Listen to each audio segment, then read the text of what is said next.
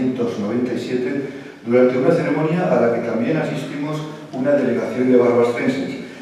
Tuve la suerte personal, y yo creo que es una de las mejores fotos de mi vida, aunque claro, mi mujer dice que la mejor foto de mi vida debería ser la de nuestro matrimonio. Yo le digo, hombre, pues sí, tienes razón, pero claro, uno no se puede hacer todos los días una foto con el entonces Juan Pablo II, y ahora me río y digo, ¿ves? Yo tengo una foto con un santo, tú la tienes con tu marido, que no es muy santo, pero en fin. Bueno, pues de aquella estancia estuve muy... Bueno, nos saludamos con el Papa y recuerdo una palabra que se me quedó también clavada, que yo la he contado muchas veces y la recupero aquí para esta introducción. Me dijo, cuando yo le dije que era de Barbastro, porque el Papa iba preguntando, ¿y usted o tú de dónde eres? Yo le dije, pues de Barbastro. La respuesta, Barbastro, tierra de santos. Y la verdad es que el tiempo y la historia le han dado la razón. Por otra parte, la beatificación de Cedrino Jiménez Maya Pérez pues fue la primera de un gitano en la historia universal de la Iglesia. A todo esto, don Ambrosio me decía, es que el obispo florentino y Seferino, que fueron juntos en la beatificación, me decía don Ambrosio, Ángel, del carro de uno ha tirado el otro. ¿Quién tiró del carro de quién? Bueno, el obispo aquí delante, del obispo del gitano, tiró el carro del obispo. Porque claro, gitanos no había habido nunca beatificados, y el obispo había muchos. También, aunque se ría, un día, Dios lo sabe, yo ya no lo podré contar seguramente, igual don Ángel es beatificado. Bueno, lo cierto es que Florentino y Seferino fueron compañeros de martirio, amigos por corto espacio de tiempo y ambos víctimas de la persecución religiosa. Y la tercera vez que he sido testigo del inicio de una causa fue el 12 de julio de 1997 en la iglesia del Monasterio del Puello, donde se inició el proceso de beatificación de 18 monjes benedictinos, hecho que se culminó el 18 de octubre de 2013. Juan Pablo II beatificó también el 20 de septiembre de 1995 a 14 escolapios entre una larga lista de 256 religiosos de la Orden Calasancia que, como todos los anteriores, murieron víctimas de la contienda civil. En la lista de altoaragoneses beatificados también están Cruz La Plana y Laguna, natural de Milán, que fue obispo de Cuenca, y su secretario Fernando Español Verdier, natural de Anciles, al lado de Benasque. En la primera beatificación masiva del Papa Francisco hubo 15 altoaragoneses entre la lista de 527 mártires, que incluyó a obispos, sacerdotes, religiosos y laicos de la Iglesia Católica. Entre ellos, y lo voy a citar porque hay aquí una pariente directa, los curetas de Monzón, uno de ellos natural de Ardor. Ahí está Flor Jordán, que conoce muy bien la historia porque era su tío. Bueno, pues al final de este resumen histórico, basado en las experiencias del periodista, queda la referencia obligada al historiador Martín Ibarra, director de estas jornadas, por su exhaustiva labor en un libro que resume el compendio de todo, la persecución religiosa en la diócesis de Barbastro-Monzón entre los años 1931 a 1941. Se trata de una historia profusa que sucede en el tiempo a las de autores anteriores que también se ocuparon de estos temas. Citaré a Ángel Fandos, Santo Lalueza, Gabriel Campo, Pere Codinach, Plácido Gil, Pascual Benavarre, Jacinto Peraire, Alejandro Pérez y Mario Rigoldi, mi buen amigo Mario Rigoldi, entre otros autores que se han ocupado de este tema. Así es que sobran motivos suficientes para organizar 6 ediciones de las jornadas martiriales y también para evangelizar con los mártires. Un tema que es motivo de esta mesa, en la que me acompañan Pablo Di Cesare, superior de los religiosos del Instituto del Verbo Encarnado, que residen en el monasterio desde que relevaron a los claretianos en el año 2009. El Puello, vamos a contarlo así de claro, se ha convertido en referencia internacional para los religiosos del Instituto del Verbo Encarnado, porque han convertido ese lugar, ese monasterio próximo a los barbastrenses, en casa de formación para futuros monjes al que vienen de muchos países. Y por otra parte, y esto es importante, y el obispo Ángel siempre lo recalca, dan vida al único monasterio de monjes que tenemos en la provincia de Huesca. Ya sabemos que religiosas tiene más. Y el claretiano Jorge Ayala, que lo tengo aquí a mi izquierda, es profesor de la Universidad de Zaragoza. Ha sido habitual en las 5 jornadas martiriales anteriores, colaborador en la Parroquia del Corazón de María en Zaragoza y también en la publicación que se edita aquí en esta casa, en los Misioneros Claretianos de Barbastro, coordinada por José María Peruete. Voy a hacerle un guiño. Yo fui monaguillo de él durante 10 años y si me descuido hoy sería claretiano, pero y además es director del museo y participa también en estas jornadas.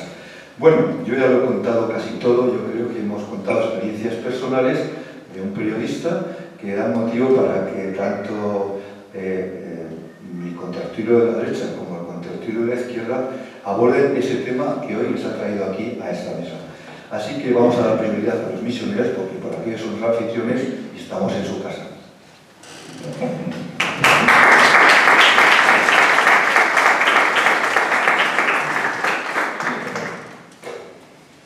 Como el tiempo es breve, vamos a ir un poco rápido, ¿no? Evangelizar por los mártires. Pues pensando el tema, esta última semana, digo, hombre, aquí estamos celebrando algo importante, que es el sínodo de los obispos, y los jóvenes son el centro. Pues mayor relación que el sínodo con la juventud de los mártires de Barbastro, pues no cabe, ¿no? Por otra parte, hemos celebrado el domingo del Domo de las Misiones, y los mártires de Barbastro, ante todo, son misioneros mártires. Por eso comienzo repitiendo la frase de Juan Pablo II, que popularizó la expresión seminario mártir. Pero por mi cuenta, digo, yo creo que hubiera sido más acertado, en el sentido si hubiera dicho seminario misionero mártir.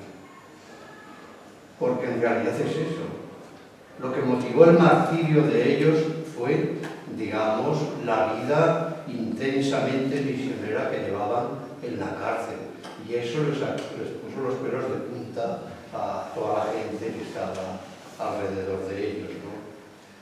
Y tenemos otro dato, ¿no? La primera historia que se escribió sobre los misioneros mártires se llama así, Misioneros Mártires, lo cual quiere decir que hemos de tener en cuenta, al referirnos a los mártires de Barbastro, estas dos facetas: la juventud y el espíritu misionero.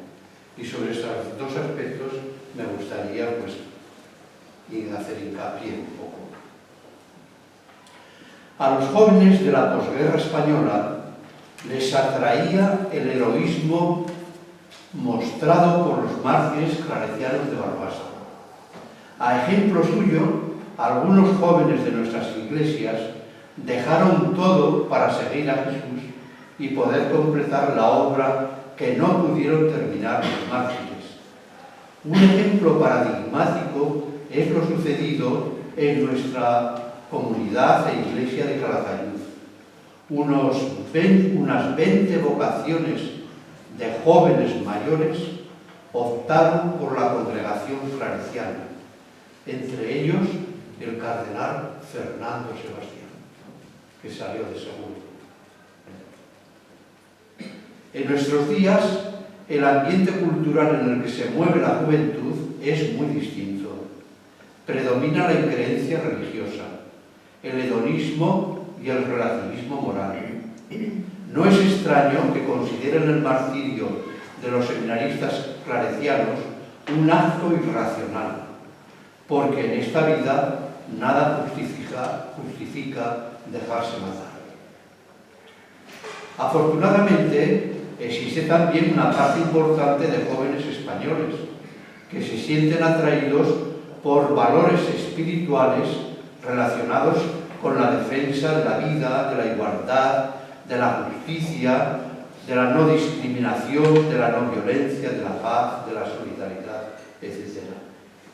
Estos valores están presentes en los mártires de Barbastro. Eran jóvenes cargados de ilusiones altruistas, estaban preparados intelectualmente y prestos a servir en los países en donde hicieran falta. Tenían claro que el bien de las personas incluye tanto lo material como lo social y lo espiritual. Algunas personas que se declaraban enemigas de la Iglesia cortaron de un tajo las ilusiones de estos seminaristas.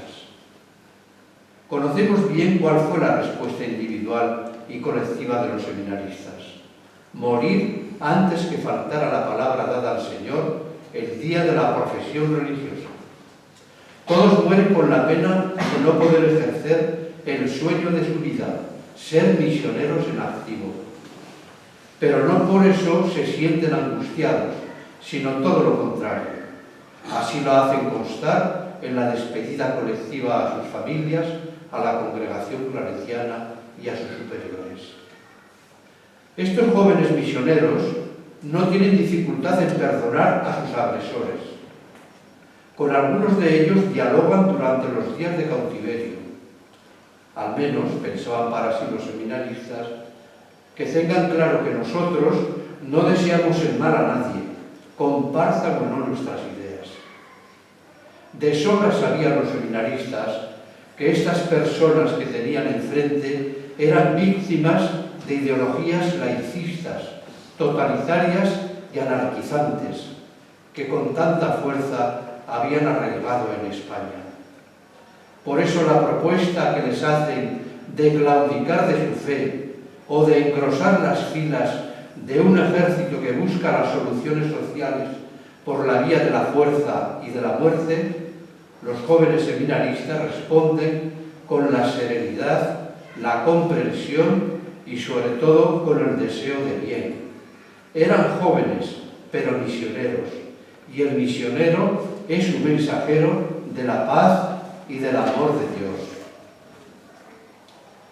La sensibilidad social de los jóvenes misioneros mártires aflora constantemente en sus escritos de los días de cárcel.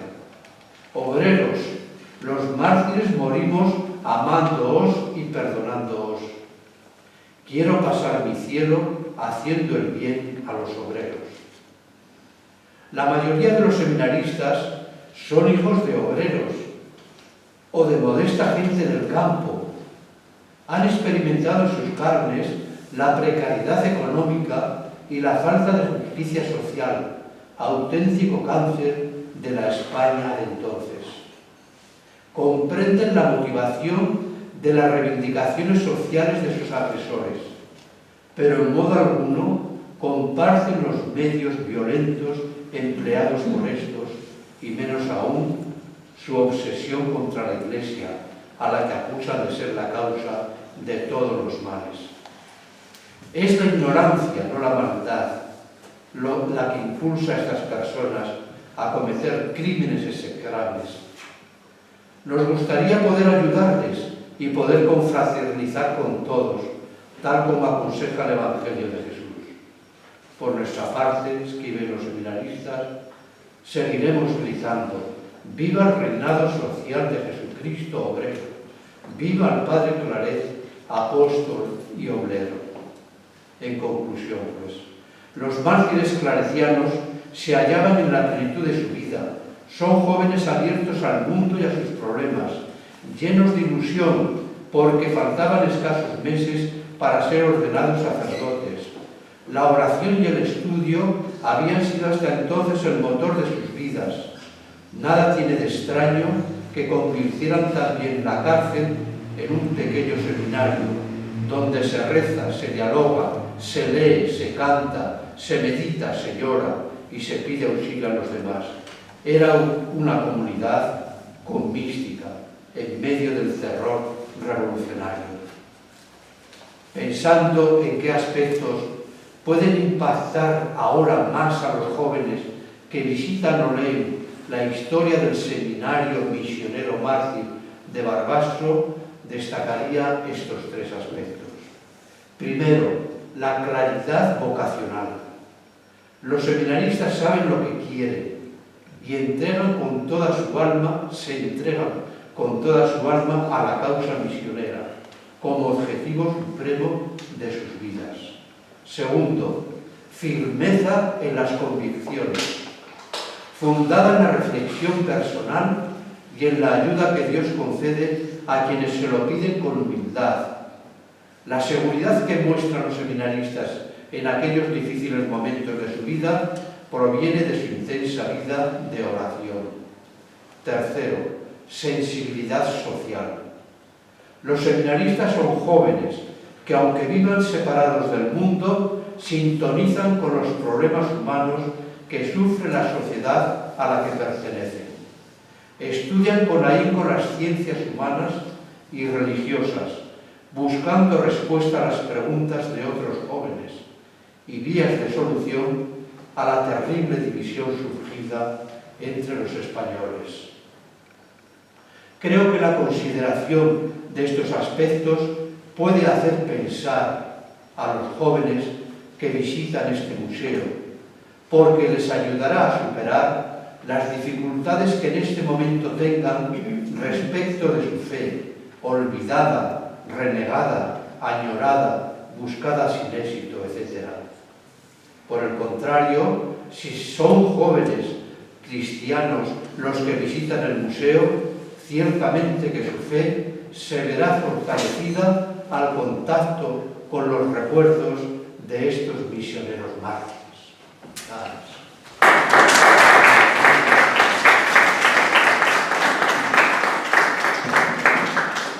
Bueno, pues hablar del Pueyo supone para los guanabastenses, para los altoaragoneses del Somontano en especial, recordar tres etapas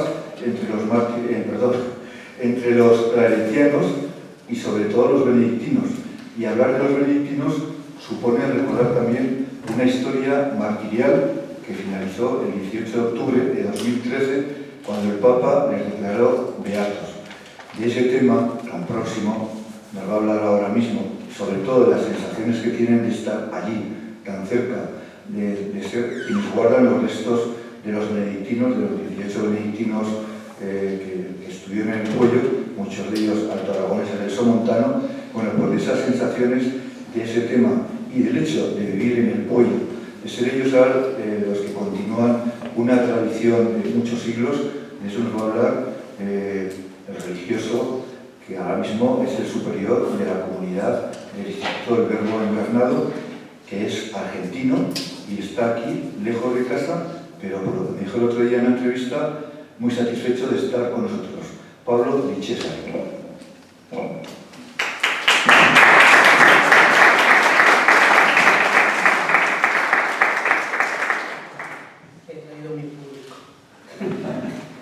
Bueno, muy bien, es verdad que estamos muy cómodos, muy satisfechos, lejos de la patria, pero siempre dentro de la iglesia. Y por eso las distancias se acortan. Y es para nosotros una gracia estar en el Pueyo, porque nosotros teníamos una relación muy íntima con Barbastro antes de venir a la fundación, porque nuestro fundador, el padre Vela, había nombrado como patrono del Seminario Mayor en Argentina a los beatos mártires claretianos de Barbastro. Entonces siempre era motivo de peregrinación aquí a Barbastro. En el año 2000 tuve la gracia de peregrinar con motivo de jubileo aquí a Barbastro también, y dormí en el monasterio del Pueyo, que estaba todavía bajo la dirección de los claretianos. Nos hospedó el hermano Luis, y uno de los padres que venían del grupo me dijo: mira si alguna vez vienes a vivir aquí. Le dije: padre, ¿qué va? ¿Qué tengo que ver nosotros con el Pueyo?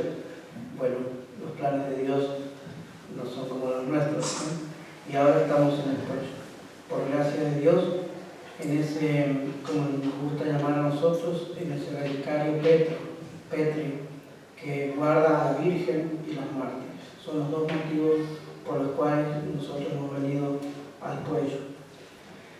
Evangelizar con los mártires, viviendo en la casa donde ellos vivieron, en las habitaciones que ellos usaban, en el refectorio, etc., en el coro, en la iglesia. Es para nosotros una gran gracia y una gran obligación, un gran reto. Por ahí nos dicen: pero que vosotros habéis acogido, habéis asumido la causa de los benedictinos como si fuesen de vuestra congregación, que son parte de la iglesia, y para nosotros un testimonio muy vivo. Y evangelizar con los mártires es que ellos nos evangelizan primero a nosotros. Ellos nos llevan el testimonio vivo del Evangelio. Por ahí cuando uno ve los huesos de los mártires aquí en el museo o debajo del altar, en ese altar tan hermoso que pudimos hacer con motivo de la beatificación y el traslado de las reliquias, allí uno dice, ¿y esto qué? ¿Y esto qué me dice?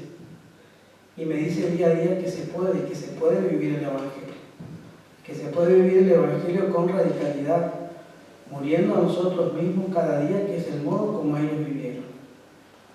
Entonces, también te remonta necesariamente a utilizar los medios que ellos utilizaron para perseverar hasta el fin, hasta entregar la vida por Cristo. Si nosotros estamos llamados a entregar la vida con el derramamiento de la sangre, no lo sabemos. Es una gracia el martirio. Pero sí tenemos que vivir con radicalidad el día a día, el martirio diario. Como decía Santa Teresita, ¿no? El martirio a alfilerazos. Entonces ellos recurrieron a la Eucaristía, a la confesión, al Santo Rosario, a la devoción del Sagrado Corazón, al Inmaculado Corazón de María, a la vida comunitaria, el ayudarse a vivir. ¿Por qué esperar a estar en la cárcel para echarnos una mano y animarnos a llevar la cruz de cada día? Y se animaban, y vivían contentos, y vivían alegres. Entonces por eso para nosotros es realmente una gracia que queremos comunicar también, que queremos transmitir a los demás. Primero, recurriendo a ellos. Ellos están en el cielo gozando de la visión beatífica, pero sin olvidarse de la tierra. Los santos ven a Dios, pero miran a la tierra, y cada uno, podemos decir así, legítimamente con la teología, se ocupan y saben de nuestras preocupaciones de acuerdo a los cargos que ellos llevaron en la tierra. Tenemos en España mártires de todas las vocaciones, esposos, esposas, niños, jóvenes, monjes, obispos. Por tanto, podemos recurrir a ese tesoro que tenemos en nuestras manos para pedir la constante intercesión para que nos echen la mano. Y también es motivo de gran confianza para seguir adelante en todo lo que nosotros emprendemos, desde la santidad personal hasta comunicar el Evangelio con muchas dificultades en un mundo relativista, materialista y consecuentemente ateo. ¿Por qué? Porque la sangre de los mártires es semilla de nuevos cristianos. Y uno puede mirar para alrededor y decir, sí, la semilla está, pero ¿y los cristianos nuevos? Cuando vemos que los números bajan, que los cristianos decrecen, que las vocaciones no aparecen, puede desanimarnos, pero no podemos equivocarnos. Porque la sangre de los mártires es eficaz, porque está unida a la sangre de Cristo. Y de ahí donde toman su fuerza. Y si a ellos Cristo quiso asociarlos al martirio, a su sangre, esa sangre con el triunfo de Cristo no puede quedar infecunda. Por eso es que hay que seguir trabajando. Claro que tenemos que sembrar buenas semillas, no pensamientos ni ideas geniales ni personales. Hay que predicar el Evangelio, como decía San Francisco de Asís, sin glosa. Predicarlo y vivirlo. Eso es lo que yo puedo decir de lo que nosotros vemos y experimentamos allí en el pueblo. ¿Qué es lo que vemos y experimentamos en los peregrinos, en la gente? Lo mismo. Esa impresión, por ahí uno dice, cuánta crueldad en la guerra, cuánta maldad, cuánto odio, sí, pero cuánto amor. Cuánto triunfo de la gracia de Cristo sobre la debilidad de nuestra naturaleza humana. Eran monjes como nosotros, con defectos y con imperfecciones. Y triunfaron y vencieron. Porque lo que vence